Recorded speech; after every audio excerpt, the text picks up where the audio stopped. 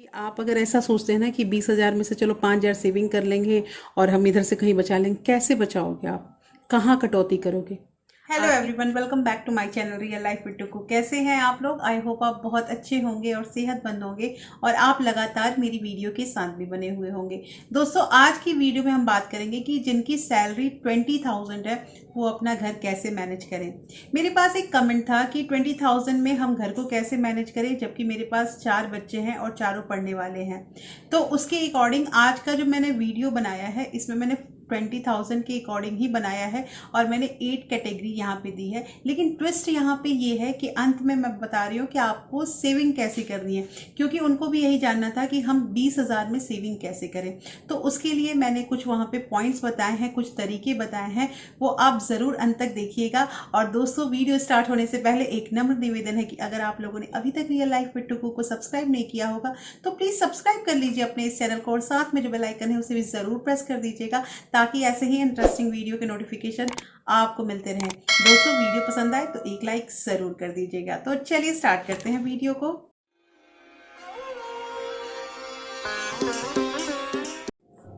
तो दोस्तों, आज की वीडियो में हम बात करेंगे कि एक कमेंट था मेरे पास कि हमारी सैलरी 20,000 है और हम 6 मेंबर हैं टोटल, जिसमें 4 बच्चे हैं मेरे और उनका एजुकेशन भी है साथ के साथ। तो मुझे बताइए कि मैं कैसे अपने घर को मतलब मैनेज करूं और फिर किस तरह से मैं कुछ सेविंग भी कर पाऊं। तो सबसे पहले तो मैं उनको ये चीज़ कहना चाहूँगी कि आप में बहुत मतलब आप हिम्मत है कि आप इतने अच्छे ढंग से अपने घर को चला रही हैं, मैनेज कर रही हैं, क्योंकि 20,000 या 25,000, 15,000, these salaries are very less to maintain and manage the family. But फिर भी वो अपना घर चला रही हैं और उन्होंने मुझसे कुछ राय मांगी थी। तो सबसे पहले तो मैंने यहाँ पे क्या है कि टोटल मैंने 8 कैटेगरी रखी है और ये जो है, मुझे ये सारी चीज़ें जो है वो नेसेसरी लगी। एक्चुअली देखिए, अब 20,000 में आपको घर मैनेज करना है तो उसी के अकॉर्डिंग मैंने सारा कुछ जो भी नेसेसरी है, हमारा जो मैंडेटरी है घर के लिए, जो आवश्यक चीज़ें हैं, उसको मैंने कैटेगराइज किया है। तो सबसे पहली चीज़ तो रूम रेंट देना ही है। सेकंड चीज़ है हमारी ग्रॉसरी, ग्रॉसरी के बिना तो घर चलेगा नहीं। थर्ड में मैंने रखा है वेजिटेबल एंड फ्रूट्स। फोर्थ में गैस, गैस बहुत इंपॉर्टेंट है। फिर मिल्क रखा है मैंने, और उसके बाद मैंने इलेक्ट्रिसिटी रखी है और एजुकेशन रखा है, क्योंकि बच्चे हैं तो उनका एजुकेशन भी है। और लास्ट में मैंने सेविंग रखा है। इतना कुछ करने के बाद अगर कुछ पैसे बच रहे हैं, और पैसे बचाने भी हैं, क्योंकि देखिए, आमदनी 20,000 हो या फिर 10,000 हो या 1 लाख हो, हमें पैसे तो बचाने ही हैं। क्योंकि पैसे, और जिसकी आमदनी जैसे होती है ना, उनका घर वैसे ही चलता है। उनके घर में मतलब ऐसा नहीं है कि अब जिसकी आमदनी 20,000 है वो 20,000 या 30,000 का रूम रेंट तो नहीं देगा, या फिर उनका जो एजुकेशन होगा बच्चों का, वो भी नहीं है कि वो 5,000 जो आजकल मतलब फीस जा रही है उस पर एक बच्चे को पढ़ाएगा, क्योंकि इनके पास ऑलरेडी 4 चिल्ड्रन हैं इनके। तो आप समझो कि इनको कैसे करना होगा। तो सबसे पहले तो, जैसा कि मैंने पहले भी बताया है कि हर एक चीज़ की कुछ परसेंटेज होते हैं कि उतना परसेंटेज हमको लेना चाहिए अपनी सैलरी का। तो मैंने यहाँ पे रूम रेंट में 20% लिया है, तो दैट इज़ 4,000 रुपीज़। मैंने 4,000 रुपीज़ जो है ये मैंने रूम रेंट में लिया है। ग्रॉसरी के लिए मैंने 2,000 रखा है। 2,000 में हमारा मतलब पूरे मंथ का ग्रॉसरी चलाना है। वेजिटेबल एंड फ्रूट्स में मैंने 1,000 रुपीज़ रखा है। और उसके बाद गैस में मैंने 800 रुपीज़ रखा है। हालांकि ये जो गैस है ये 1 मंथ से 8-10 दिन तो ज़्यादा ही जाता है, फिर भी मैंने 1 मंथ के अकॉर्डिंग ये जो भी है हमारा, इसको मैंने बनाया है। देखिए दोस्तों, एक्चुअली क्या है ना कि मैंने पहले ही आप लोगों को बता रखा है कि जब हम बजटिंग करते हैं ना, तो हम एक इन्वेलप वाला काम करते हैं। अगर इन्वेलप नहीं है आपके पास तो आप छोटे छोटे पर्स ले लीजिए और उसमें अपना जो भी आपका अमाउंट है ना, वो अमाउंट को आप अलग अलग रख लीजिए। अगर आपका, जैसे मान लीजिए ग्रॉसरी मैंने 2,000 लिखा है और बाई चांस आपका ग्रॉसरी पिछले मंथ का कुछ बच जाता है, तो अगर यहाँ पे 100 रुपये या 50 रुपये भी सेविंग होती है ना, बच जाती है, तो वो आपकी सेविंग में ही जाएगा। तो ये मैंने इसलिए ज़्यादा से ज़्यादा करके थोड़ा लिखा है। और दूसरी चीज़ ये एक और है दोस्तों कि आप हमेशा जब भी घर का बजटिंग करें ना, तो उसमें कैश यूज़ करें, मतलब ऑनलाइन वगैरह का पेमेंट ना करें, क्योंकि ऑनलाइन में ना ज़्यादा खर्च होते हैं, मेरा ऐसा मानना है। ऑनलाइन या कार्ड वगैरह से जो हम पेमेंट करते हैं वो मतलब ज़्यादा ही खर्च होता है, कैश से हमारा सही चलता है। उसके बाद मैंने मिल्क के लिए 1500 रुपीज़ रखा है।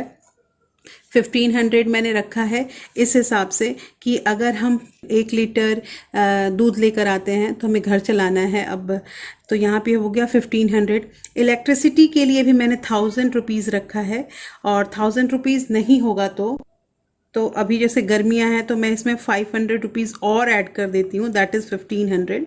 तो इलेक्ट्रिसिटी में भी मैंने 1500 ही रखा है, क्योंकि अब गर्मी है तो कूलर वगैरह तो चलेगा ही, तो दैट इज़ 1500। एजुकेशन, चूँकि इनके 4 बच्चे हैं और मैंने मतलब मिनिमम जो अमाउंट होता है वो मैंने लिया है कि अगर वो 1200 भी देती हैं फीस पर मंथ अपने एक बच्चे का, तो 4 बच्चों का कितना हो जाएगा, 4800। तो ये पूरा मैंने यहाँ पे जो भी है उनका कैटेगराइज किया है कि उनको कितने कितने रुपए कहाँ कहाँ देने हैं। एक बार फिर से मैं बता दूँ आप लोगों को कि रूम रेंट में मैंने रखा है 4000, ग्रॉसरी में रखा है 2000, veg and vegetable and fruits में मैंने रखा है 1000 रुपीज़, गैस में 800, मिल्क 1500, इलेक्ट्रिसिटी इज़ ऑल्सो 15, और एजुकेशन में मैंने 4800। ये 4 बच्चों का है, इसलिए 1200 के हिसाब से मैंने यहाँ पे मंथली फ़ीस रखी है बच्चों की।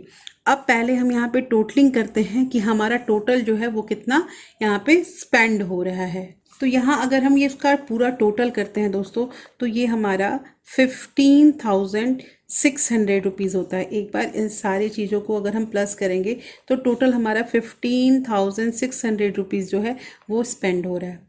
पूरा जैसे मैंने जितना चीज़ बताया आपको कि एक घर में जो आवश्यक चीज़ें होती हैं, जितने खर्च होती है, उसके अकॉर्डिंग हमारा 15,600 रुपीज़ हो रहा है। नाउ पहले सबसे पहली चीज़ कि हमारी सेविंग होती कितनी है और उसके बाद हमें कितना करना है, वो मैं सारा आपको ट्रिक बताऊंगी। यहाँ जो मेन चीज़ है ना, ये यहीं पे है सेविंग में, कि हमें कैसे सेविंग करनी है। दोस्तों देखिए, ये बता तो रही हूँ मैं कि आप अगर ऐसा सोचते हैं ना कि 20,000 में से चलो 5,000 सेविंग कर लेंगे और हम इधर से कहीं बचा लेंगे, कैसे बचाओगे आप? कहाँ कटौती करोगे? आखिर कुछ ना कुछ तो हमें कहीं मैनेज करना है, लेकिन मैनेज करना है तो पहले ये जो चीज़ें हैं, मुझे नहीं लगता है कि इसमें कहीं से भी कट करना होगा। अच्छा, एक चीज़ और सिस्टर, मैंने यहाँ पे 1200 तो लिखा है पर बच्चे के अकॉर्डिंग, लेकिन अगर आपका 1000 रुपीज़ लगता होगा तो ये तो आपके लिए बेनिफिट है। 1000 रुपीज़ भी अगर पर बच्चे को लगता होगा तो आपका 4000 रुपया, मतलब 800 रुपया यहाँ बच सकते हैं। लेकिन आप मेरे कहने के अकॉर्डिंग आप अपना अलग ही एक जो इन्वेलप है वो बनाइएगा और उसमें 4800 रख लीजिएगा। बाकी जो पैसा बचता है वो आपका, वो कोई बात नहीं है, वो आपकी सेविंग हुई। लेकिन आपको इतना इतना अगर कैटेगराइज करके चलोगे तो कभी कभी, जैसे मैंने कहा है ना, कि कभी हमारा इमरजेंसी में भी कुछ लग जाता है, तो अगर हम इधर से कुछ पैसे बचाते हैं तो वो हम इमरजेंसी में खर्च कर देंगे। नाउ टोटल अभी हमारे पास जो है वो 4,400 रुपीज़ इतना बच जा रहा है, इतने पैसे हमारे पास बच जा रहे हैं। अब आपको सेविंग कैसे करनी है वो मैं बताती हूँ आपको। ऐसा नहीं है कि आपको 4,000 अलग रख देना है या फिर ये 4400 ही अलग रख देना, नहीं, ऐसे नहीं करना है। आपको मैनेज करना है घर को ना। तो आप क्या करो, सबसे पहली चीज़ कि ये 4,400 में 3000 का एक आरडी बना लीजिए। 3000 का एक आरडी बना लीजिए, जो आपका जैसे भी, मतलब जैसी आपकी सैलरी आए तो वो ये सारे खर्च करने से पहले ही 3,000 रुपया आपका मतलब बैंक में तुरंत आपके बैंक से डिडक्ट हो जाए। ये ऑटोमेटिक आप बैंक वालों से बोल के अपना ये जो फैसिलिटी है वो अवेलेबल करा सकते हैं। तो 3000 रुपीज़ आपका आरडी में हो गया। नाउ आपके पास 1400 जो रुपया है वो एक्स्ट्रा में बचा है, वो एक्स्ट्रा में बचा है। और इस 1400 को आपको जहाँ यूज़ करना होगा, जैसे मान लीजिए कभी अभी जैसे अप्रैल का मंथ था तो बच्चों की बुक्स, कॉपी, ये सब खरीदने होते थे, ड्रेसेस खरीदने होते थे, तो अगर आप 1400 पर मंथ बचाइएगा तो आपके पास एक अच्छा अमाउंट जमा हो जाएगा।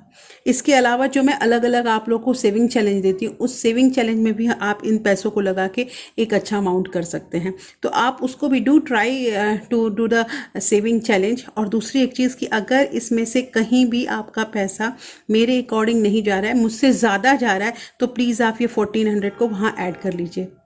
मेरे ख्याल से मैंने बहुत इजी वे में आपको बता दिया है, लेकिन हो सकता है कि कुछ ऐसी भी चीज़ें होंगी जो मेरी यहाँ मिस हो रही होगी, जो मैं मतलब मुझे नहीं पता कि आपके घर में और क्या एक्स्ट्रा है, तो आप ये 1400 में उसको भी ऐड कर सकती हैं। देखिए, एक मैं सिंपल बात बताती हूँ कि जिसके पास जितने पैसे होते हैं ना, उस इंसान को उसी पैसे में अपना घर चलाना होता है और उसी पैसे में वो अपना कुछ सेविंग भी करता है। ऐसा नहीं है कि जिसकी आमदनी 20,000 होगी वो 40,000 वाले उससे कंपेयर करेगा। और बहुत अच्छी बात है जो आप अपना घर अच्छे से चला रही हैं, लेकिन एक मैंने अपना आइडिया दिया है। अगर ये आइडिया आपको पसंद आया है तो प्लीज़ मुझे कमेंट ज़रूर कीजिएगा कि आपका ये मुझे आपको ये पसंद आया कि नहीं आया। और उसके साथ दोस्तों, इससे आप लोग को भी एक आइडिया हो गया होगा कि कैसे जिसकी सैलरी जो है वो 30,000 है या 70,000 है, उसको कैसे अपने घर को मैनेज करना है। तो कैसी लगी आज की वीडियो मुझे ज़रूर बताइएगा। होपफुली ये वीडियो आप लोग को अच्छी लगी होगी। अच्छी लगी है तो दोस्तों फिर मैं मिलती हूँ ऐसे ही एक इंटरेस्टिंग वीडियो के साथ। तब तक अपना प्यार और सपोर्ट ऐसे ही बरकरार रखिएगा। Thank you, thanks for watching.